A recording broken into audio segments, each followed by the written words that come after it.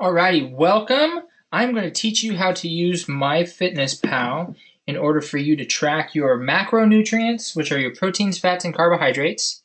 And I'm going to teach you how to utilize MyFitnessPal to track your calorie intake. Now, I am going to show you on the computer, but the phone is very, very similar, okay? And I'll kind of walk you through the small differences, but you should be able to navigate this relatively easy. Okay, now, the first thing we want to do is blow this sucker up. But from here, all on the phone, if you're using a phone, you'll click at the bottom of your screen. So if this little section is your phone, on the bottom left, you should see a button that says Diary. You'll want to click on that if you have an iPhone. If you have a Android, it's probably up in the top left.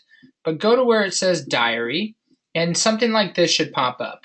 Okay, where it says breakfast, lunch, dinner, snack. At the bottom, probably has water consumption, and then it can see view your full report. Okay, this is where the magic happens. Now, on the phone and on the computer, it's the same. You would simply click the Add Food button. Okay, so let me use tomorrow as an example here. Let's say I go to breakfast. Let's see if I have some eggs. What happens? And I have the serving size here is 1 large egg. And let's say I had 3 eggs. I had it for breakfast. And then I would click on that. Okay, now let's say I also ate some sourdough toast. So sourdough toast.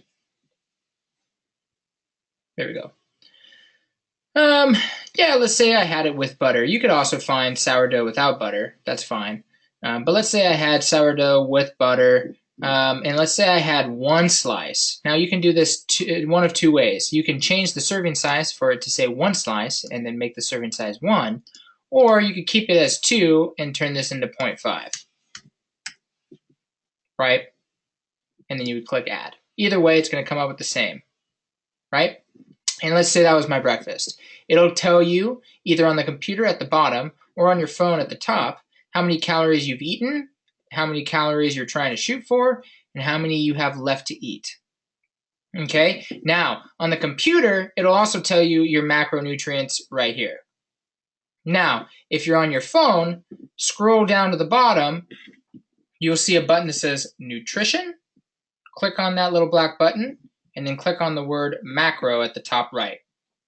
Okay? And I'll probably do a separate video on the phone. I just need to figure out how to share the screen on my phone in order to do that. So bear with me as I figure that out. But if you're using the phone for right now, just scroll down to the bottom, click the nutrition button, and then click macros, and it'll tell you how you're doing macronutrient-wise.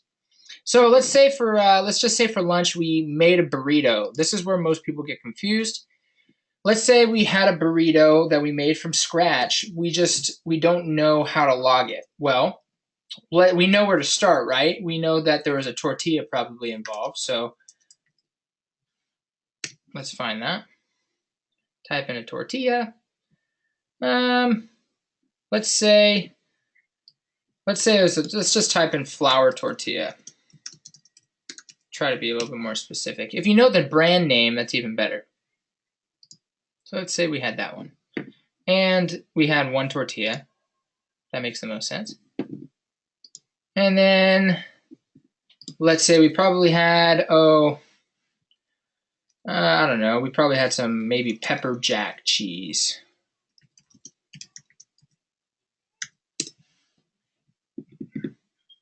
Okay, let's say it was this one.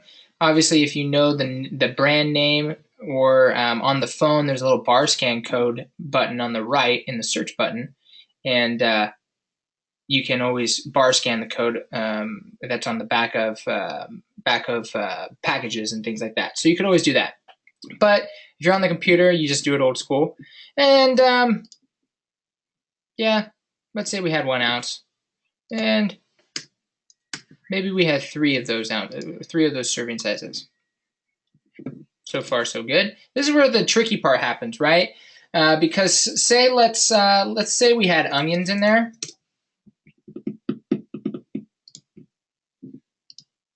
And let's say for the whole burrito, there is a cup of like diced onions.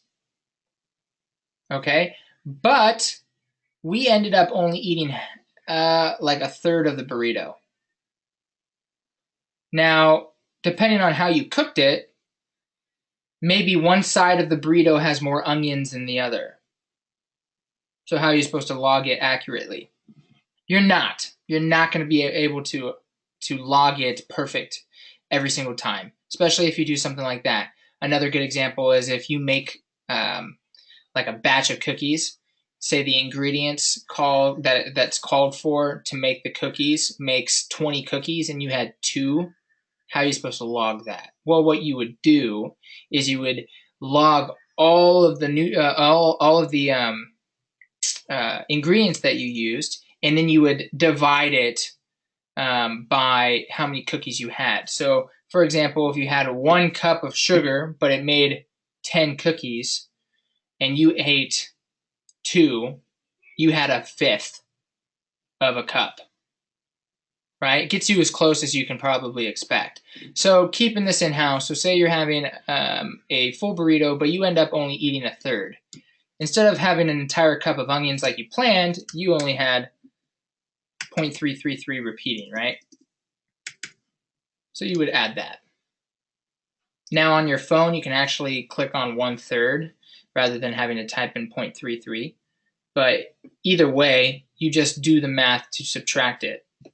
Now, if you are a cook that decides not to measure things, this is going to be very difficult. And it's going to teach you that you need to understand how much of what you're eating you're actually consuming. What you don't know, you can't improve upon. So if you have this bad habit of just throwing stuff together because you've done it so many times that you don't need to measure, you need to go back to the basics and measure. Because this isn't about making the most delicious burrito. This is about getting you healthy, helping you lose weight, lose fat, and get strong, and get you feeling better, moving better, and losing weight at a quick, efficient rate. You can still make a delicious burrito and measure food. So you just have to step your game up a little bit and make sure that you're taking the time to measure things out, and you're doing yourself justice, and you're doing yourself a favor by doing so. Okay, so that's what I would suggest. And you would continue to go through your day until you finished, and then you would just reassess where you were at. If you ate too much, go back through the day and find out where that high-calorie food was and do better tomorrow. Don't eat as much. If this was all you ate, then you need to eat more. Okay? And on your phone, you would go to the nutrition button at the bottom of the screen, and you would take a look at your macronutrients. On the computer, you can just take a look at it here, and you would see, did you eat too many carbs? Did you eat too much protein? Did you eat too many fats?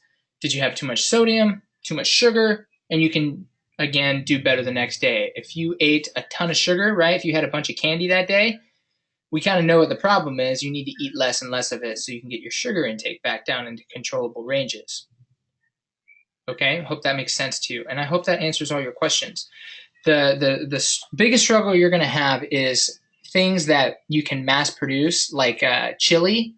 If you can make five cups of chili at once, but you only have a half a cup, then you would take all the measurements and all the ingredients and divide it by however many servings you actually ate. Okay, so just takes a little bit of math, and you might need to pull out your phone calculator, but it'll take you maybe 30 seconds to figure that out, and then you just adjust the cups and you adjust your measurements from there. Okay, I hope that helps you. If it does, let me know. If it doesn't, let me know. That way I can make another video to help you again and to help you in a different way. This is not the easiest thing in the world when you get started, but once you get the hang of it, it's super, super simple. I've been doing this a very, very long time, and it's always logged. I have a bad habit of eating too much sodium, but everything I do, I log. Everything I do. And it's the easiest way for you to lose 1 to 2 pounds a week of fat, gain strong, lean, attractive muscle tissue, and sustain these results so you never have to worry about losing weight again.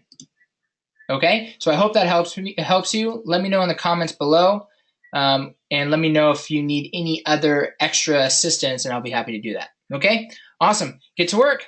Bye.